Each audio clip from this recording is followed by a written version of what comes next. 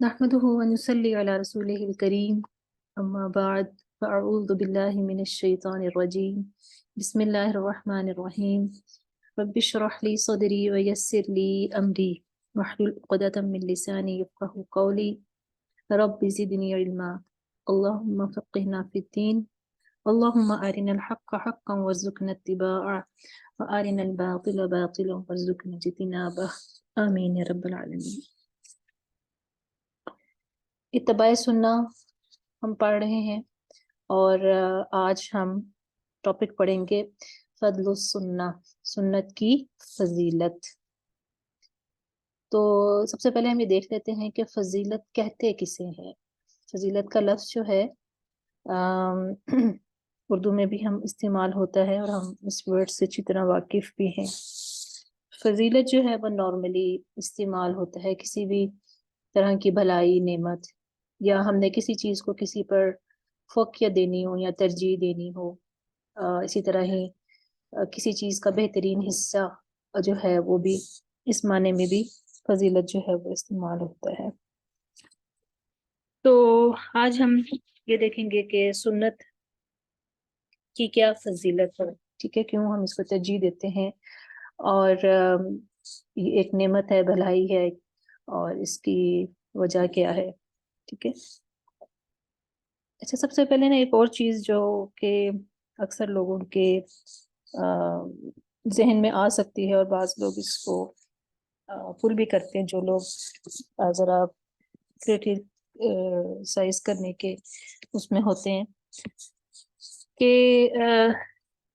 ایک چیز ہمیں بالکل کلیئرٹی ہونی چاہیے اس بارے میں کہ نبی صلی اللہ علیہ وسلم نے کبھی بھی یہ نہیں چاہا، کہ خواہش نہیں تھی کبھی بھی کہ لوگ مجھے بحیثیت کسی ایک بہت ہیرو کے، جس طرح ہم آج کل ہم بنا لیتے ہیں نا، تو اس کانسیپٹ کے حساب سے انہوں نے کبھی بھی جو تھی نہیں، اس چیز کی خواہش نہیں کی تھی، نہ ہی ان کا یہ ایجنڈا تھا، ٹھیک ہے نا۔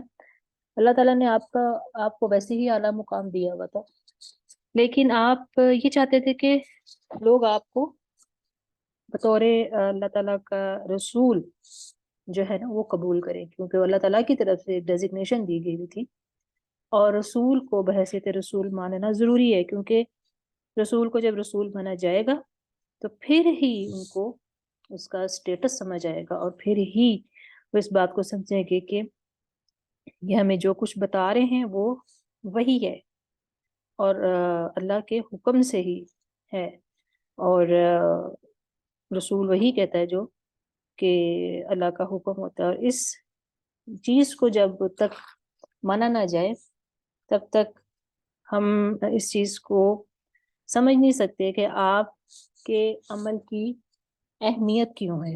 جب ہم اس چیز کو مان لیتے ہیں کہ آپ اللہ کے رسول ہیں، تو پھر ہمیں اس چیز کی اہمیت جو ہے نا وہ واضح ہوتی ہے، اور اس چیز کا مقصد ہمیں اور فضیلت ہمارے سامنے آ جاتی ہے کہ کیوں نبی کے عمل کی، قول کی اتنی اہمیت ہے، اور کیوں ہم نے ان کو فالو کرنا ہے، ٹھیک ہے جی۔ تو مسئلہ نمبر 20 کیا ہے کہ سنت کی اتباع کرنے والوں کو رسول اللہ صلی اللہ علیہ وآلہ وسلم نے جنت کی خوشخبری دی ہے، ٹھیک ہے۔ اس سلسلے میں جو حدیث آ رہی ہے ہمارے پاس، صحیح بخاری کی حدیث ہے، عن ابی ہریرہ ان رسول اللہ صلی اللہ علیہ وسلم قال، سیدنا ابو ہریرہ رضی اللہ تعالیٰ سے روایت ہے کہ اللہ کے رسول صلی اللہ علیہ وآلہ وسلم نے فرمایا، کل امتی یدخلون الجنہ، میری تمام کی تمام امت جنت میں داخل ہوگی، الا من ابا، سوائے اس کے جو انکار کر دے۔ قالو یا رسول اللہ، صحابہ نے پوچھا اللہ کے رسول، وَمَن یَأْبَى، کون ہے جو انکار کرتا ہے؟ قال من اطاعنی، فرمایا جس نے میری اطاعت کی، دخل الجنہ، وہ جنت میں داخل ہوگا، ومن عصانی، اور جس نے میری نافرمانی کی، فقد ابا، اس نے گویا جنت میں داخلے سے انکار کر دیا، ٹھیک ہے۔ تو حدیث کتنی کلیئر ہے۔ تو نافرمانی کا مطلب یہ ہے کہ میں جنت میں نہیں جانا چاہتا، میں اس سے انکار کر رہا ہوں. اور فرما برداری کا مطلب کیا ہے کہ میں جنت میں جانا چاہتا ہوں. ٹھیک ہے نا، اس حدیث سے تو یہ چیز جو ہے وہ کلیئر ہو گئی. اور یہ بات بالکل واضح ہے کہ اگر کوئی کسی کی بات نہیں مانتا تو پھر اس کو ماننے کا بھی کوئی مقصد نہیں ہے. یعنی کہ یہ ایسے ہی ہے نا کہ جیسے کوئی شخص اپنے ٹیچر کو کہے کہ آپ کو تو میں استاد مانتی ہوں لیکن آپ کی کلاس میں نہیں آؤں گی یا آپ سے پڑھوں گی نہیں، یا پھر یہ کہ میں آپ سے کچھ سیکھنا ہی نہیں ہے، تو پھر اس کا مطلب ہے کہ پھر آپ تو اس کو استاد بھی نہیں مانتے نا، ٹیچر بھی نہیں مانتے. تو اسی طرح ہی اگر کوئی کہے کہ میں کسی ڈاکٹر کو کہ میں آپ کو ڈاکٹر تو مانتی ہوں لیکن آپ جو مجھے کوئی جو علاج بتا رہے ہیں میں اس کو فالو نہیں کروں گی، اس کا مطلب ہے کہ آپ اس شخص کو پھر ڈاکٹر ہی نہیں سمجھ رہے، مان ہی نہیں رہے. ڈاکٹر ماننے کا بھی وہ کانسیپٹ ہی نہیں پھر آپ کے ذہن میں اس طرح سے. اور اگر کوئی پیرنٹس کو کوئی یہ کہتا ہے اپنے والدین کو کہ بھی میں آپ کو ماں تو مانتا ہوں لیکن میں آپ کی خدمت نہیں کروں گا، آپ کی عزت نہیں کروں گا، تو پھر اس کا مطلب ہے کہ آپ ماں ہی نہیں مانتے. اگر آپ ماں مانتے ہوں تو پھر یہ تو چیز آپ آٹومیٹیکلی کریں گے. یا کوئی کہے کہ بھائی آپ کو میں ماں تو مانتی ہوں لیکن میں خود کو آپ کو اپنی بیٹی نہیں مانتی، تو پھر اس کا مطلب ہے کہ یہ تو اسی آپ اس کے ماں ہونے کو جھٹلا رہے ہیں نا. تو یہ ایسی ہی ہے کہ اگر میں آپ کو اللہ کا رسول مانتی ہوں لیکن آپ کی بات نہیں مانتی تو پھر اس کا مطلب ہے کہ پھر آپ رسول بھی نہیں مان رہے نا. یہ تو ایک دھوکہ دینے والی بات ہے. تو آپ کو رسول یا ایک بہت بڑا انسان دنیا کے اور بھی بہت سے لوگ مانتے ہیں. بہت سارے نان مسلمز ہیں جنہوں نے ریسرچ کی ہوئی ہے اور انہوں نے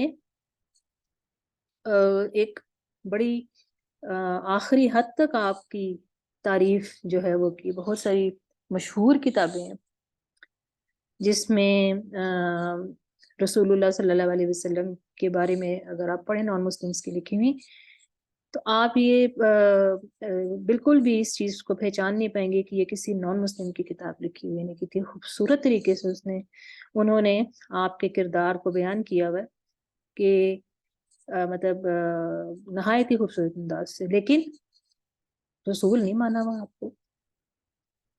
انسان اچھا مانا ہوا ہے لیکن آپ کو بحیثیت رسول نہیں مانا. ٹھیک ہے نا؟ کیوں رسول اسے نہیں مانا کہ پھر آپ کی بات ماننی پڑتی ہے. تو پھر ایک مسلمان کے ماننے میں اور ایک کافر کے ماننے میں فرق ہے نا. اگر ہم اپنے آپ کو مسلمان کہتے ہیں اور ہم نبی صلی اللہ علیہ وسلم کو رسول سمجھتے ہیں تو اس کا مطلب کیا ہے کہ آپ جو کچھ دے رہے ہیں وہ ہم لے لیں اور جس چیز سے منع کر رہے ہیں وہ نہ کریں. ٹھیک ہے، پھر ہی ہم اس چیز کے اوپر ہمارا عمل اس چیز کو واضح کرے گا کہ کیا ہم صرف ایک زبانی دعویٰ کر رہے ہیں یا ہم واقعی ہی آپ کو مانتے ہیں. وحی بن اخطب جو تھا وہ صفیہ رضی اللہ تعالیٰ کا والد تھا نا. آپ کو معلوم ہوگا رسول اللہ صلی اللہ علیہ وسلم کی زوجہ محترمہ تھی صفیہ. تو آپ رضی اللہ تعالیٰ جو تھی ان کے والد جو تھا وہ ایک یہودی عالم تھا، بہت ٹاپ کے عالم تھے. اور یہ رسول اللہ صلی اللہ علیہ وسلم کو پہچان گیا تھا لیکن ماننا نہیں تھا، اطاعت نہیں کرنا چاہتا تھا. تو اہل مکہ کی بھی یہی مشکل تھی. وہاں آپ کو سچا انسان کہتے تھے، کیا کیا ٹائٹل دیے ہوئے تھے انہوں نے، لیکن رسول مانتے نہیں تھے. رسول ماننے کا مطلب یہ تھا کہ پھر آپ کی بات بھی ماننی پڑے گی، اور اگر وہ آپ کی بات مانتے ہیں ان کے سوچ کے حساب سے کہ اگر وہ آپ کی بات مان لیتے تو وہ آپ سے چھوٹے ہو جاتے. تو اسی لیے انہوں نے نہیں مانا.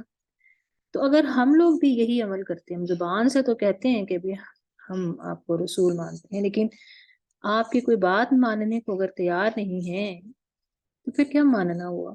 اس لیے آپ صلی اللہ علیہ وسلم نے کیا فرمایا، میری ساری امت جنت میں جائے گی سوائے اس کے جو نہ مانے، انکار کرے. اور جب پوچھا گیا کہ کون ہے جو نہیں مانے، یعنی کہ آپ سوال دیکھیں نا صحابہ کا کہ انہوں نے اس چیز کو ڈیفائن کروایا کہ نہ ماننے سے کیا مراد ہے. تو پھر کیا کہا گیا کہ جو اطاعت نہیں کرے گا، ان کا اطاعت سے انکار کرے گا، اس نے نہیں مانا. ٹھیک ہے جی، نیکسٹ مسئلہ ہے مسئلہ نمبر 21. نبی صلی اللہ علیہ وآلہ وسلم کی اطاعت اللہ کی اطاعت ہے، یعنی اس کا اللہ نے حکم دیا ہے. ٹھیک ہے جی. حدیث جو ہے وہ آگے آ رہی ہے، صحیح مسلم کی حدیث ہے. عن ابی ہریرہ عن النبی صلی اللہ علیہ وسلم قال، سیدنا ابو ہریرہ رضی اللہ تعالیٰ سے روایت ہے کہ نبی صلی اللہ علیہ وآلہ وسلم نے فرمایا، من اطاعنی، جس شخص نے میری اطاعت کی، فقد اطاع اللہ، اس نے گویا اللہ کی اطاعت کی. ومن یعصنی، جس نے میری نافرمانی کی، فقد عصى اللہ، تو اس نے گویا اللہ کی نافرمانی کی. ومن یطع الامیر، جو امیر کی اطاعت کرتا ہے، فقد اطاعنی، تو اس نے گویا میری اطاعت کی. ومن یعص الامیر، جس نے امیر کی نافرمانی کی، فقد عصانی، تو اس نے گویا میری نافرمانی کی. تو یہ جو امیر ہے یہ کون ہوگا؟ مسلمانوں کا امیر جو اللہ اور اس کے رسول کے کہے کے مطابق حکم دے. اور ہم پچھلی کلاس میں بھی یہ چیز پڑھ چکے ہیں کہ امیر جو ہے اس کے بارے میں علماء کی دو رائے ہیں کہ وہ حاکم وقت بھی ہو سکتا ہے، اور اس کے علاوہ علماء جو ہیں وہ بھی ہو سکتے ہیں، کیونکہ اسلام کے جو اول جو دور تھے اس میں حکمران اور عالم، جو بھی ان کی جو اسپرچول بھی جو لیڈر ہوتے تھے، جو یا فقہ کے مطابق بھی جو بھی فقہی عالم جو ہوتے تھے، جو شریعت کا بھی حکم دیتے تھے، اور اس کے علاوہ جو سیاسی بھی حکمران ہوتے تھے، جو حکومت اور ملک کا نظام سنبھالتے تھے، وہ ایک ہی ہوتے تھے. تو بعد میں آگے پھر یہ ڈسٹنکشن ہوگی کہ دنیا کو الگ کر دیا گیا اور دین کو الگ کر دیا گیا. تو اس وجہ سے اس میں امیر میں پھر دونوں آ جاتے ہیں، حاکم وقت بھی آ جاتا ہے اور جو علماء ہیں وہ بھی آ جاتے ہیں. لیکن ان کی اطاعت کب ہے؟ وہ مشروط ہے نا، کہ مشروط کا مطلب ہے کہ وہ کنڈیشنل ہے. ٹھیک ہے، کہ اگر وہ اللہ اور اس کے رسول کے کہے کے مطابق حکم دے تو پھر بندہ نہ مانے تو گویا کہ اس نے نبی کی نافرمانی کی ہے. ٹھیک ہے، اور اگر مان لے تو گویا آپ کی فرما برداری ہے. یہاں یہ بات یاد رکھنے کی یہ اطاعت جو ہے نا اللہ اور رسول کی ہے. اللہ اور رسول کی جو اطاعت ہے نا وہ صرف غیر مشروط ہے، یعنی کہ اس کے اوپر کوئی کنڈیشن نہیں، ون کنڈیشنل ہے. لیکن امیر کی اطاعت جو ہے وہ اللہ اور رسول کی اطاعت کے ساتھ مشروط ہے. ٹھیک ہے جی. نیکسٹ مسئلہ ہے مسئلہ نمبر 22. قرآن و سنت پر سختی سے عمل کرنے والے لوگ گمراہیوں سے محفوظ رہیں گے. تو ہم دیکھتے ہیں گمراہیاں کتنی زیادہ مختلف رنگ میں، عجیب و غریب کانسیپٹس، عجیب و غریب نظریات کی شکل میں باہر ہر جگہ موجود ہیں. باہر کیا، آپ تو گھروں کے اندر بھی موجود ہیں، اور ہر کوئی اپنی طرف بلا رہا ہے، اور بڑی خوبصورت اور رنگین آوازوں میں اور رنگین چہروں میں اور رنگین بڑے خوبصورت پریزنٹیشنز دے کر بلایا جاتا ہے. تو ان سب کو ظلمات، اندھیرے کہہ سکتے ہیں، یہ تاریکیاں ہیں، لوگ بھٹک رہے ہیں اندھیروں میں.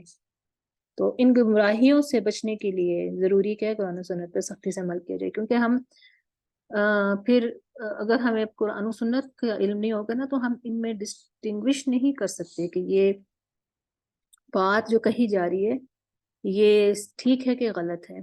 آپ یہ دیکھیں کہ بہت سارے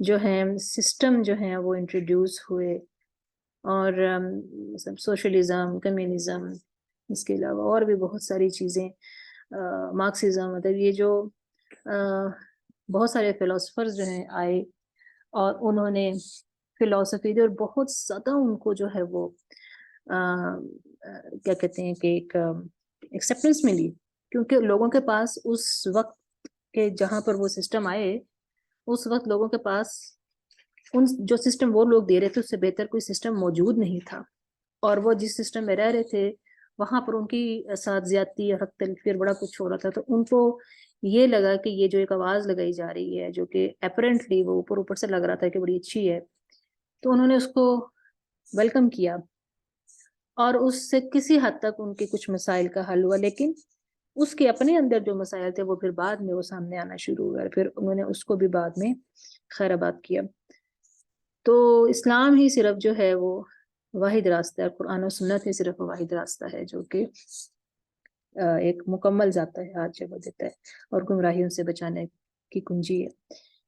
تو حدیث آپ کے سامنے ہے، حدیث ہے جی عن ابن عباس ان رسول اللہ صلی اللہ علیہ وسلم خطب الناس فی حجۃ الوداع فقال، سیدنا ابن عباس رضی اللہ تعالیٰ سے روایت ہے کہ رسول اللہ صلی اللہ علیہ وآلہ وسلم نے حجۃ الوداع کے موقع پر خطبہ دیتے ہوئے فرمایا، اچھا یہ لفظ ہے نا، یہ حجۃ الوداع ہوتا ہے، حجۃ الوداع، اس کو ہم بعض دفعہ غلط پروناؤنس کر دیتے ہیں، حجۃ الوداع کہہ دیتے ہیں بعض دفعہ، یا حجۃ الوداع یعنی کہ واو کے نیچے زیر لے آتے ہیں، یا جو ہاں جو ہے اس کے اوپر پیش لے آتے ہیں۔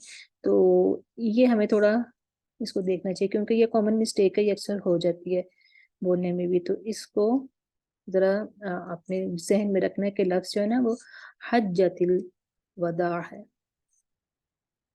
تو فرمایا آپ صلی اللہ علیہ وسلم نے اس موقع پہ، قد یئس الشیطان، کہ شیطان مایوس ہو چکا ہے، بِأَن یعبد بِأَرْضِکُم، کہ تمہاری زمین مکہ مدینہ میں اس کی عبادت کی جائے، وَلَكِنَّهُ رَضِیَ، مگر اس بات پہ خوش ہو گیا ہے، ان یطاع، کہ اس کا کہنا مانا جائے گا یعنی اطاعت کی جائے گی، فیما سوى ذلك مما تحاقرون، شرک کے علاوہ جنہیں تم معمولی اور حقیر کام سمجھتے ہو، من اعمالکم، اپنے اعمال میں سے، فاحذروا، خبردار رہو، یا ایھا الناس، اے انسانو، انی قد ترکت فیکم، بے شک سنو میں تمہارے درمیان وہ چیز چھوڑے جا رہا ہوں، ما ان اعتصمتم بہ، جب تک تم اسے مضبوطی سے تھامے رکھو گے، فلا تضلوا ابدا، تو تم کبھی بھی گمراہ نہیں ہوگے۔ تو کیا ہے؟ کتاب اللہ و سنت نبیہ، اللہ کی کتاب اور اس کی سنت۔ ٹھیک ہے جی، تو اس حدیث سے بھی یہ چیز واضح ہو گئی کہ اس چیز سے تو شیطان مایوس ہو گیا کہ وہ اس خطے میں اس کی عبادت نہیں کی جائے گی، لیکن ہاں چھوٹی چھوٹی چیزیں اور بہت ساری چیزیں ہیں جس پر اس کی بات جو ہوگی وہ مانی جائے گی۔ اگلی حدیث ہے جی عن ابی ہریرہ رضی اللہ عنہ قال قال رسول اللہ صلی اللہ علیہ وسلم، ابو ہریرہ رضی اللہ عنہ بیان کرتے ہیں کہ رسول اللہ صلی اللہ علیہ وآلہ وسلم نے فرمایا، انی قد ترکت فیکم شیئین، میں تمہارے درمیان دو ایسی چیزیں چھوڑے جا رہا ہوں، لن تضلوا بعدہما، اگر ان پر عمل کرو گے تو ہرگز گمراہ نہیں ہوگے، کتاب اللہ و سنتی، ایک اللہ کی کتاب اور دوسری میری سنت۔ اگلی ہیڈنگ ہے مسئلہ نمبر 23، امت میں اختلافات کے وقت نبی صلی اللہ علیہ وآلہ وسلم کی سنت پر مضبوطی سے جمع رہنا ہی نجات کا باعث ہے۔ امت میں یعنی آپس میں امت اختلاف کرے گی اور گروہوں میں بٹ جائے گی، چھوٹی چھوٹی باتوں پر لڑے گی جھگڑے گی، تو ایسی صورت میں کیا ہے کہ سنت جو ہے اس کو مضبوطی سے تھامنا، اس پر جمع رہنا ہے، اور یہی طریقہ ہی انسان کو بچائے گا، ورنہ سارے عمل جو ہیں وہ ضائع ہو جائیں گے۔ تو حدیث ہے جی اتینا العرباض بن الساریہ، ہم ارباز بن ساریہ کے پاس آئے، ایک صحابی تھے یہ، فقال الارباد صلی بنا رسول اللہ صلی اللہ علیہ وسلم ذات یوم، تو ارباز رضی اللہ عنہ نے کہا کہ ایک دن اللہ کے رسول صلی اللہ علیہ وآلہ وسلم نے ہمیں نماز پڑھائی، ثم اقبل علینا، پھر ہماری طرف متوجہ ہوئے، فوعظنا موعظۃ بلیغۃ، اور دل موہ لینے والی نصیحت کی واعظ کیا، ذرفت منها العیون، جس سے آنکھیں اشک بار ہو گئیں، ووجلت منها القلوب، اور دل کانپ گئے، وقال قائل، پھر ایک شخص نے عرض کیا، یا رسول اللہ صلی اللہ علیہ وآلہ وسلم، اللہ کے رسول، کان هذه موعظۃ مودع، یہ تو کسی رخصت ہونے والے کی سی نصیحت ہے، فماذا تعہد الینا، آپ کیا وصیت فرما رہے ہیں؟ فقال اوصیکم بتقوی اوصیکم بتقوی اللہ، آپ صلی اللہ علیہ وسلم نے فرمایا میں تمہیں اللہ کے تقوی کی وصیت کرتا ہوں۔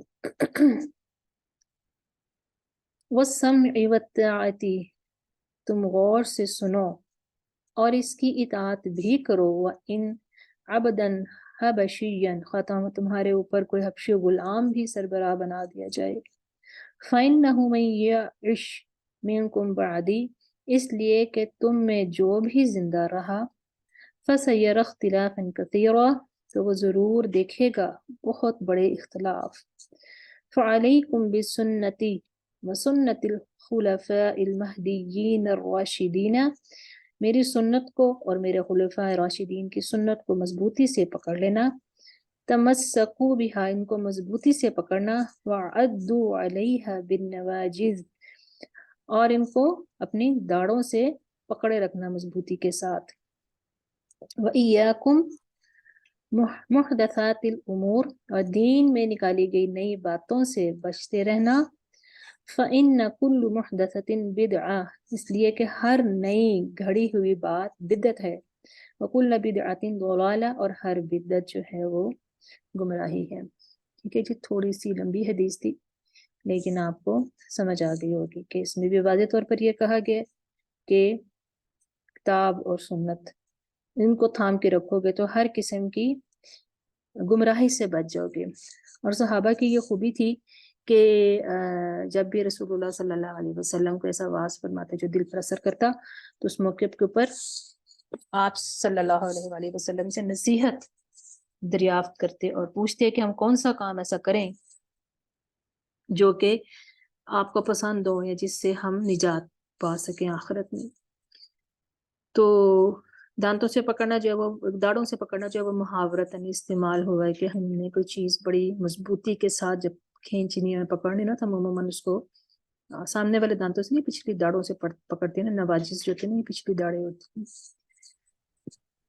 تو اگلا ہے مسئلہ نمبر 24، سنت رسول صلی اللہ علیہ وآلہ وسلم زندہ کرنے والے کو اپنے ثواب کے علاوہ ان تمام لوگوں کا ثواب بھی ملتا ہے جو اس کے بعد سنت پر عمل کرتے ہیں۔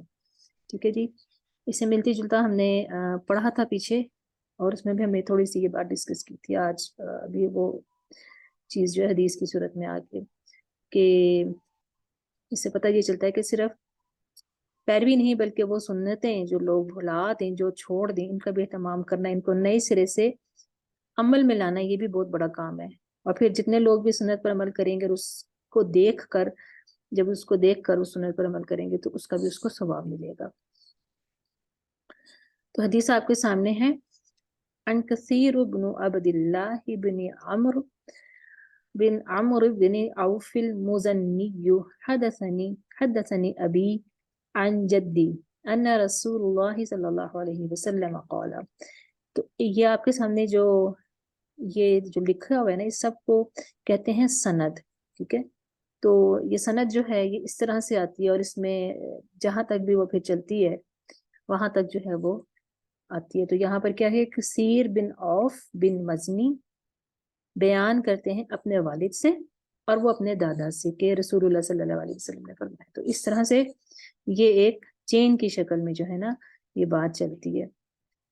ٹھیک ہے نا، تو یہ ایک سپورٹ ہوتی ہے نا یہ حدیث کی۔ تو کیا کہا جا رہا ہے،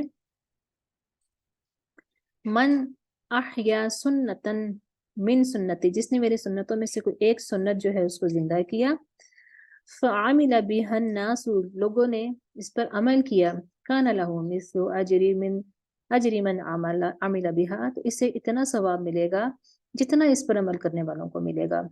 لا ينقص من اجورهم شيئا، جبکہ لوگوں کے ثواب میں سے کوئی کمی نہیں کی جائے گی۔ ومن ابتدع بدعتا، اور جس نے کوئی بدعت جاری کی، فعمل بها، جس پر لوگوں نے عمل کیا، کان علیہ اوزار من عمل بها، تو اس پر ان تمام لوگوں کا گناہ ہوگا جو اس بدعت پر عمل کریں گے۔ لا ينقص من اوزاری، کچھ بھی کمی نہ ہوگی، من عمل بها شیئا، اس پر عمل کرنے والوں کے گناہوں میں سے کچھ۔ اس حدیث کو ابن ماجہ نے इमाम इब्न माजा ने रिवायत की। और माजा जो है ये एक बुजुर्ग थे, कज़वीन नाम के शहर सेंट्रल एशिया में, ये वहाँ पैदा हुए थे और इनके बेटे हैं इब्न माजा, और ये भी आलिम थे। तो ये हदीस जो है ये इस पर अगर गौर करें कि ये हमें जो मैसेज दे रही है, एक तो हमें ये चीज़ साफ बता रही है कि मेरी सुन्नत के ऊपर अमल करने का जो सवाब है, या जो सुन्नत है जिन पर अमल लोग छोड़ देंगे उसको जिंदा करने का सवाब। और फिर क्या कि अगर कोई बिदअत इजाद करता है, कोई ऐसा अमल जो कि सुन्नत में नहीं है, तो फिर क्या होगा कि उसको देख के भी जो लोग जो करते रहेंगे तो उसका भी जो गुनाह है वो उन पहले लोगों ने जिन्होंने वो इजाद की है उनके ऊपर होता रहेगा। मसला नंबर 25, सुन्नत रसूल सल्लल्लाहु अलैहि वसल्लम दूसरों तक पहुंचाने वालों के लिए नबी सल्लल्लाहु अलैहि वसल्लम की दुआ है। ठीक है, ये भी पिछली हदीस से मिलती जुलती है, ये वाली हदीस में एक आधे लफ्ज का फर्क है यहाँ पर। अन अब्दुर रहमानी अन अब्दुर रहमान बन अब्दुल्लाह अन अबीही अन नबी सल्लल्लाहु अलैहि व आलिहि वसल्लम क़ाला, अब्दुर रहमान अपने वालिद से रिवायत करते हैं कि नबी सल्लल्लाहु अलैहि वसल्लम ने फरमाया, नदरल्लाहु रअन, अल्लाह ताला ताज़ा रखे इस शख्स को जो समिया मिन्ना हदीसन, जो हमसे हदीस को सुनता है, फबल्लगहु, फिर इसे दूसरों तक पहुंचा देता है, फरुब मुबल्लगिन, इसको आगे पहुंचाने वाले ज्यादा होते हैं, आफज़ु मिन सामीन, याद रखने वाले बनिस्बत सुनने वाले। यानी कि कभी कभी ऐसा होता है कि जिस बंदे को आप कोई चीज बता रहे होते हैं वो आपसे ज्यादा उस चीज को जो है ना याद रखता है और आपसे ज्यादा उस चीज को आगे पहुंचाने वाला होता है। तो ये दुआ है जो आप सल्लल्लाहु अलैहि वसल्लम ने दी है। और नदरुल्लाहु उमरन जो है ना, इस शख्स को तरोताज़ा रखे, या आम तौर पर ये लफ्ज फूल के लिए बोला जाता है। और फूल पता ही है आपको कि वो देखने में भी खूबसूरत लगता है और उसकी ताजगी जो है वो भी दिल को अच्छी लगती है। तो आप सल्लल्लाहु अलैहि वसल्लम ने, और फिर उसकी खुशबू भी होती है और उसको हाथ लगाएं तो फैलती भी है खुशबू जहाँ जहाँ वो हाथ लगता है। तो आप सल्लल्लाहु अलैहि वसल्लम ये फरमाते हैं कि जिसने मेरी कोई हदीस सुन ली और बड़े गौर से सुनी, उसको वैसे ही आगे पहुंचा दिया जैसे इसने सुना था, तो अल्लाह ताला इससे ऐसे शख्स को जो तरो ताज़ा रखे। जो कि फिर आपने बताया कि बाज़ औक़ात क्या होता है, पहुंचाने वाला जो है किसी को जब कोई बात पहुंचाता है तो वो उसको ज्यादा जो है वो याद रखता है। ठीक है, तो इसमें जो है वो दो किरदार जो है ना वो बताए जा रहे हैं, एक सामे और एक मुबल्लग। ठीक है, पहुंचाने वाला और सुनने वाला।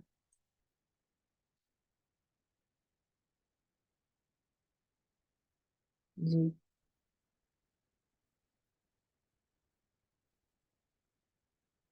ठीक है, अगली हदीस है वो मेरे ख्याल से मैंने इसको कॉपी नहीं किया, आपके बुक में लिखी होगी।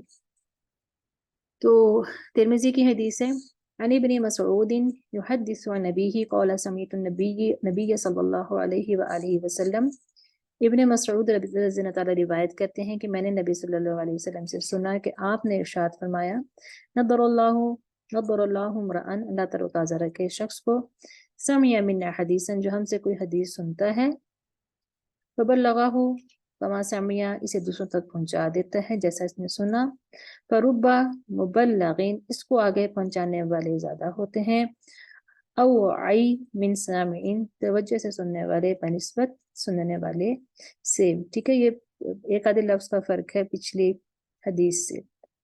तो यहाँ तक आपका ये जो टॉपिक है ना, ये फजलु सुनना ये वाला ख़त्म हुआ है। आप ब्रेक ले लें और अगर अपनी नमाज वगैरह पढ़ लें, कुछ थोड़े से फ्रेश हो जाएं, तो हम नेक्स्ट टॉपिक जो है अहमियत जो है वो भी हम स्टार्ट कर देते हैं। थोड़ा सा लंबा है, हम थोड़ा सा आज कर लेंगे और फिर बाकी उसको हम कल कर लेंगे। तो मैं भी मीटिंग ऑफ कर रही हूँ, तो आप लोग अपनी ब्रेक ले लें, 10 मिनट के बाद इंशाल्लाह ताला हम ज्वाइन करते हैं।